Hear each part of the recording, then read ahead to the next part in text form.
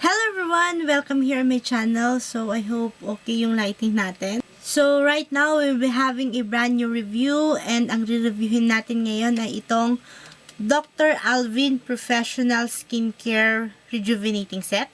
Nakasali na yung product na ito doon sa Holy Grail makeup products ko noong 2015. So, kung hindi nyo pa yan napapanood, I will put down the link below. And ilalagay ko din doon sa card ko at magpro-provide din ako ng link dito para sa inyo guys. Disclaimer lang guys. So, for this product, hindi pare-parehas ang effect niya sa tao. Because I've heard a lot of comments and then some reviews regarding this Dr. Alvin Rejuvenating Set na mas lalo daw naging worse yung condition ng skin nila, mas lalo daw silang nag-breakout. But for me, based on my personal experience, yung rejuvenating set na ito, this really helps me a lot para ma-cure yung problem ko sa skin ko. Before natin pag-usapan isa-isa yung mga products, let's have first yung origin ng face ko. Before ako magkaroon ng breakout, I have normal to oily skin. So, normal ako sa malamig na panahon and then oily ako during the summer days. Pero since nagkaroon ako ng breakout, naging oily hanggang forever oily na talaga yung skin type ko. Kung dati na kayong nagsusubaybay sa mga videos na ginagawa ko, way back 2014, kung napansin nyo, nagpakalbo ako doon. So, nagsimula akong nag-breakout on the process, napahaba na yung pinakalbo ko na hair. So, habang humahaba yung hair ko na yon, na-irritate yung skin ko. And then, parang rashes na tumubo na yung mga acne sa mukha ko, plus hormonal imbalance na rin. Mag-insert ako dito ng picture para makita natin, ma-inspect natin yung itsura ng mukha ko before. And then, of course, after, ito na yan. So, yung naging major problem ko dyan, of course, the acne breakout. As you can see, ang dami kong acne all over my face, lalong-lalo na sa forehead. Then, problem ko pa, dark spots, and then the pimple marks. And, of course, yung pagka-super oily ng skin ko. So, during that time, napakarami kong ginamit talaga ng mga skincare. Syempre, sino namang may ayaw na kuminis ang mukha, diba? So, ang dami kong ginamit na skincare from the cheapest hanggang sa may K na skincare products. And then, nag-seek na rin ako ng help doon sa mga derma. Pero wala talagang nangyari. Wala talagang naging epekto sa akin yung mga ginawa kong steps. Plus, I have a review pala sa Body Shop Tea Tree Oil Treatment. Kasi sinubukan ko din yan kasi ang pagkakaalam ko, maraming nagre-review na pagdating daw sa tea tree oil, maganda daw yung gamitin pang pimples. But for me, hindi siya nag-work talaga sa akin. So, I have a review doon sa Body Shop Tea Tree Oil Treatment. If you want to check that one kung ano ang thoughts ko about that tea tree oil ng Body Shop, I will put down the link below or you can check here sa magpa-pop na link. So, my mother-in-law introduced me sa product na ito and at first, I was so skeptical na gamitin ito, na itry ito kasi as you can see naman, 'di ba, guys? The packaging, 'di ba? The packaging, ang first impression ko dito, parang yung mga nabibiling skincare lang sa DV. So, yes. Yung Dr. Alvin na to, meron itong 3 sets, pero nasa first set pa lang ako. So, this first set, it contains Kojic soap, the rejuvenating toner, 4-in-1 bleaching cream, and then the sunblock. Ito, binili ko talaga sa retail outlet ng Dr. Alvin. And ang mapapansin nyo doon, pag bumili kayo doon sa retail outlet nila, lahat ng bags nila, may nakalagay dyan na Dr. Alvin. And then, as well as dito sa soap nila, may nakalagay na Dr. Alvin, pati dito sa may pangalan. And then, meron silang seal dito. For the consistency ng mga products, as you can tell, this is the sunblock and then this is the bleaching cream. Both of them, napaka-thick ng formulation nila. So, ito, medyo hard to blend yung dalawang ito. For the bleaching cream, yan, medyo may pagka-greenish yung kulay niya. Ginagamit lang siya every night. And then, meron siyang smell na kaunti, which is tolerable. Once you applied it on your face, mawawala din siya.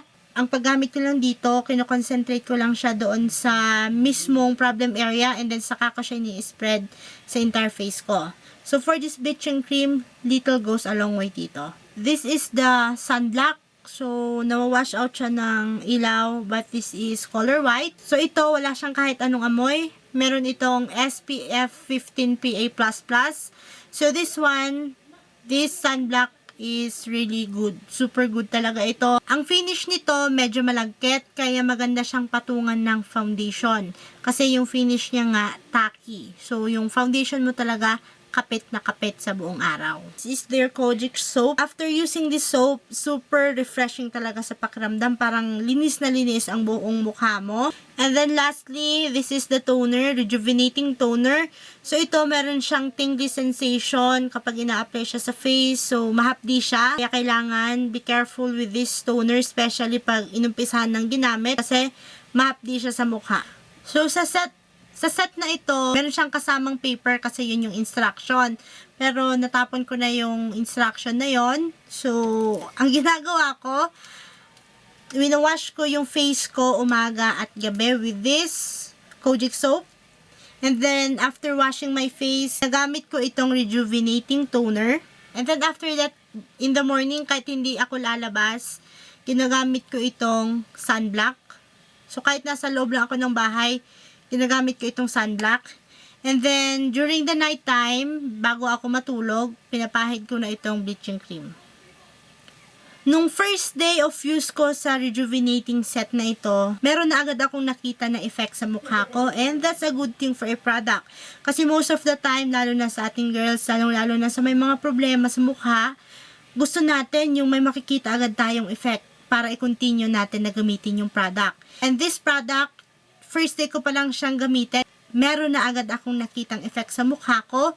So, yung face ko during the first day, parang banat na banat siya. But during the first day, kahit na na-stretch yung feeling ng mukha ko, yung tingin ng mukha ko, wala naman akong naramdaman na irritation. So, that's a good thing for me. So again, I will repeat, hindi pare-parehas ang epekto ng product na ito sa isang tao. So, iba-iba tayo. And then on my second day, may changes nang naganap sa mukha ko. So, yung pagkabanat ng mukha ko na doble and then nag-start na siyang medyo mamula-mula. And then nagsisimula na rin na may maramdaman akong itchiness sa mukha ko. Pero hindi ako natakot doon kasi nasusurprise nga ako eh. On my third day using this product, dito talaga yung may gulat factor, yung parang matatakot ka na, i-continue ko ba ito o hindi na? Kasi on my third day, kung first day and second day na batak ng mukha ko, mas lalong na triple, mas lalong lumala nung third day. And then the itchiness, nandun pa rin yung itchiness, hindi naman siya na doble yung feeling. And then the redness, grabe, triple ang redness ng mukha ko. And then, ito pa ang highlight ng third day ko. Yung mukha ko, nagsimula na siyang mag-peel off. So, yung first day and then second day, parang banat na banat yung mukha mo na parang kang naka-facelift. On the third day pala, magsisimula nang mag-peel off yung skin mo. And then, on my third day, kasi nga, namumula, nagpipeel off yung skin ko. Tapos, may nararamdaman pa akong konting kate. So, pag nilalagyan ko siya ng toner, yon medyo mahapdi siya. Mahapdi yung toner pag nilalagay. So, ang ginagawa ko, hindi ko siya rinarab. Kasi habang rinarab ko, mas lalo yung burnt sensation, mas lalo yung hapdi niya sa face mo. So, ginagawa ko, dinadab ko lang siya sa face. Para tolerable pa rin yung burnt sensation na nararamdaman ko sa toner. And then, on my fourth day, ganun pa rin naman ang effect niya hanggang sa mga succeeding days. Tinanong ko doon sa pinagbibilhan ko kung bakit ganon. So sabi, ganon daw talaga. Hanggat meron at meron ka pang dead skin, talagang ma-exfoliate at mag-exfoliate yan habang ginagamit mo yung bleaching cream.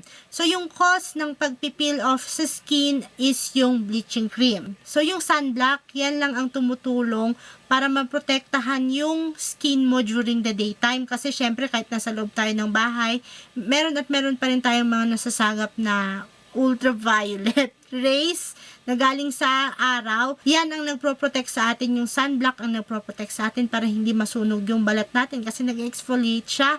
So, kailangan mo talaga ng protection. Kailangan mo talaga ng sunblock. And then, for the soap, kailangan ang gawin mo is mabilisan mo din siyang gamitin sa mukha mo kasi pag papatagalin mo, pag ibababad mo, sobrang hapdi niya talaga sa mukha kasi nag-exfoliate ka. And then, ibababad mo pa yung Kojic soap, di doble-dobleng exfoliation kasi Kojic soap yan. yan, kailangan agad-agad mo na rin siyang i-wash off. Okay, pangatlong ulit ko na ito. Sabi ko, hindi pare-parehas ang effect ng skincare na ito sa bawat tao. So, may na-notice kasi ako dito. Kasi pag andito ako sa Baguio, super nagbabalat yung skin ko. Talagang dry na dry. And then pag nandun ako sa Manila, hindi naman nagbabalat yung skin ko. So, I guess meron ding factor yung climate sa pagbabalat, sa pagpipeel off sa skin. I guess sa Manila, kaya hindi ako nagpipeel off doon kasi open pores ako lagi doon and then lagi akong pinagpapawisan.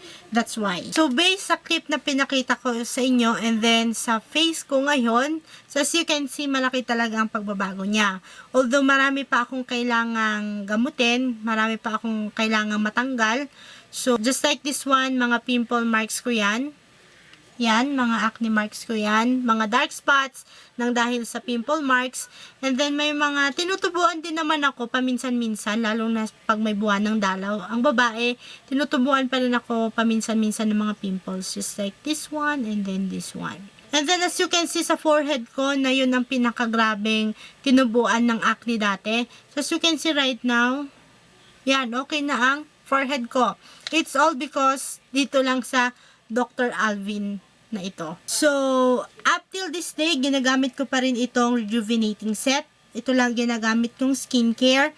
But, unlike before na talagang everyday, talagang religiously ko siyang ginagawa sa face ko nung kagrabihan yung acne ko. At right now, ang ginagawa ko na lang is skipping process. So, I will use this for 2 weeks and then pagpapahingain ko muna yung mukha ko sa exfoliation niya for a week para matanggal muna yung pagbabalat. So, may mga videos ako before na lagi kong sinasabi doon na bear with me because I have a bare face, a chuchu na ganyan.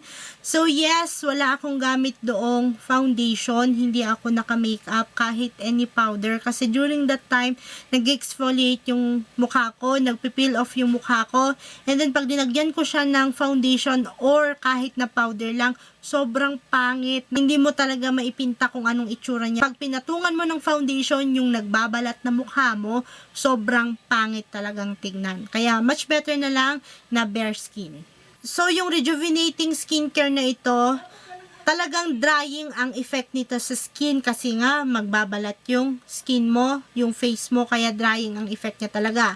So, if you want to use this rejuvenating set ng Dr. Alvin, I suggest to you guys na you stay at home kung hindi naman kayo nagwo-work sa labas and home-based lang kayo or stay at home mom lang kayo and then you want to use this Dr. Alvin.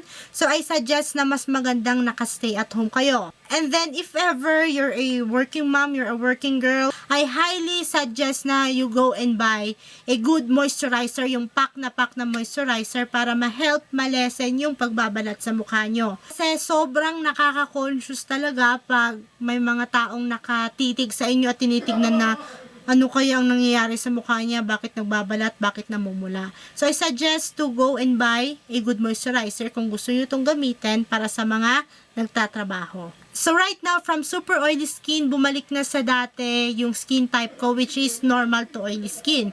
So, during these days na malamig, I have a normal skin, but for sure, sa summer, magiging oily skin na ulit ako. So, I also have a written review dito sa Dr. Alvin Rejuvenating Set.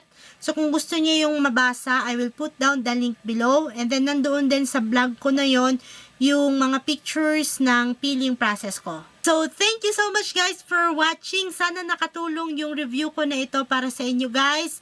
And then, if this video is helpful, don't forget to give me a thumbs up. And then, subscribe here on my channel to get updated para sa mga latest video ko. So, maraming salamat po ulit.